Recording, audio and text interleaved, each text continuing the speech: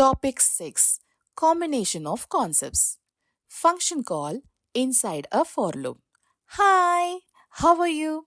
Hope you enjoyed all the videos in the previous topic and understood the basic concept about functions. But let me repeat once what we saw in our previous videos. Okay? We saw how to write a function using arguments and also saw how to call the same function with different arguments. We even did a simple assignment on it and hope you liked it too. So far, we have seen 5 important topics in Python such as variables and lists, operators, if condition, loops, and functions. Also, we have seen how to write programs with at least 2 topics in the same code. Yes, we have used 2 topics like if condition and loop in the same code.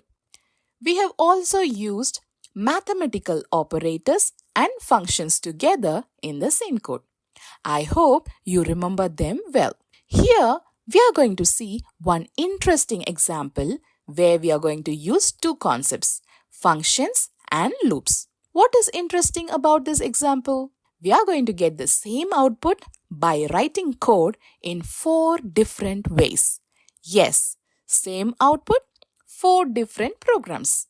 Shall we write the 4 programs one by one? So, let us see about it. Let us go to Python and take this addition function as our example. Save the file and run the code. The total value 9 is printed one time.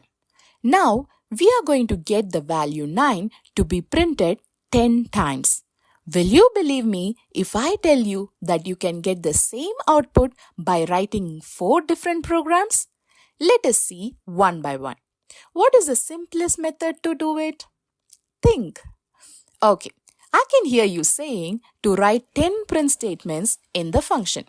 Okay, let us do that first. So, in this example, we already have one print statement. So, let me write 9 more print statements as you said. So, after the print statement, press enter and write print, open bracket, close bracket and put total inside the brackets. Now, there are 2 print statements. We have to write 8 more times. So, let me just copy and paste this print statement. Save the file and run the code. The total value 9 is printed as output for 10 times. Very good. This is the first method to print the value 10 times. What is the second method we can try? Let me give you a clue. We have written the print statement again and again. When we have to do the same thing again and again, we have learned that we can use a loop, right? Yes. Here, we are using the print statement again and again to print the total value. And how many times have we used it again and again? 10 times. So instead of writing 10 print statements, we can write a simple for loop that runs 10 times and put this print statement inside that loop. It is a good idea, right? Okay, let us try it. Let us go to Python again and remove all the extra print statements and keep only one print statement. Yes, so let us write a for loop and then put this print statement inside the loop to print the output for 10 times. So after the total equal to number 1 plus number 2 statement, press enter and write for I in range, open bracket, close bracket. Put colon and write 1, 11 inside the brackets. Press enter and put the print total statement here inside the for loop.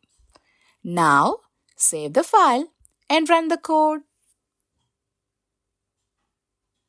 The value 9 is again printed 10 times. Now, we have written 2 code to print the total value 10 times. You might think there are only 2 ways to do it. But you will be surprised to know that there are 2 more ways to print the total value for 10 times. Yes, hold on. Let us see about the other two ways in the next video. See you all in the next video. Bye bye.